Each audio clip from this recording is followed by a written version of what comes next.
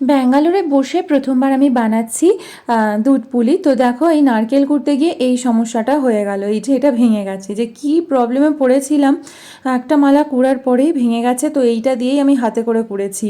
তো আজকে আমি প্রথমবার পিঠে বানাচ্ছি একা। তো এর আগে কোনোদিনও সেভাবে নিজের হাতে বানাইনি, সাহায্য করেছি হয়তো মায়েদের। তো এখানে গুড় নিয়ে নিয়েছি, আর এদিকে কড়াইতে দিয়ে দিচ্ছি দেখো নারকেল কুড়ো। নারকেল কুড়েছিলাম তো সেটা দিয়ে দিচ্ছি, দিয়ে এরপর এর মধ্যে আমি গুড় দিয়ে দেব।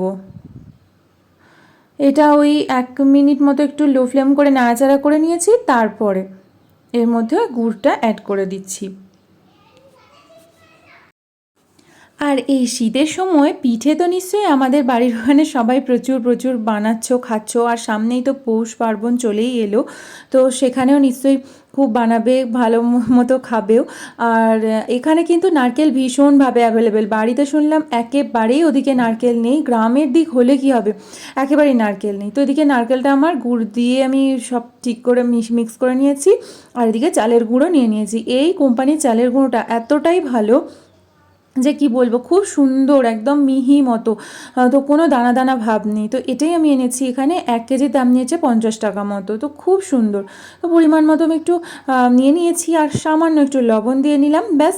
তারপর আমি এখানে হালকা করে গরম জল করেছিলাম, তো সেই গরম জলটা দিয়ে আমি একটু একটু করে এটা একটা সুন্দর ডো বানিয়ে নেব।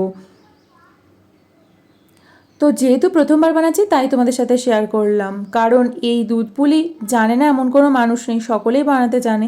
তাও আমি একটুখানি, আমি যেহেতু নিজে বানিয়েছি তো তাই তোমাদের সাথে শেয়ার করে দিচ্ছি। দেখো খুব সুন্দর করে ডো বানিয়ে আমি এদিকে পিঠেটাও বানিয়ে ফেলেছি।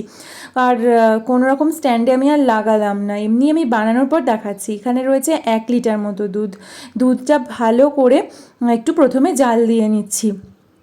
একটু ফুটে উঠলে তারপরে আমি এখানে পিঠেগুলো তুলে দেবো, কারণ আমি হ্যাঁ, প্রথমে কিন্তু আমি চিনি বা কোনো গুড় অ্যাড করিনি, কারণ সেদ্ধ হবে না সেই জন্য পিঠেটা। তো পিঠেটা এরপর আমি অ্যাড করে দিচ্ছি। ও আর হ্যাঁ, আমি এখানে দিয়েছি 2টো এলাচ। পিঠেগুলোর মধ্যে দিয়ে দিচ্ছি এক এক করে। যদিও ব্যাঙ্গালোরে একেবারেই এখন ঠান্ডা নেই, তাও একটু পিঠে খেতে ইচ্ছে করলো, তাই বানানো আর কি ছুটির দিনে। আর কি বলবো, এখানে তো একই ওয়েদার সারা বছর, তোমরা সকলেই জানো, সেই এখনও 18-19 ডিগ্রি টেম্পারেচার। তো এর মধ্যে আমি পিঠেটা সেদ্ধ হয়ে আসার পর গুড় অ্যাড করেছি, কোনো রকম চিনি দিয়ে আমি আজকে কিছু বানাইনি। আর এই যে এখানে কিন্তু আমার পিঠে একেবারে কমপ্লিট। তো ভালো লাগলে অবশ্যই লাইক, শেয়ার, সাবস্ক্রাইব করে দিও। টাটা।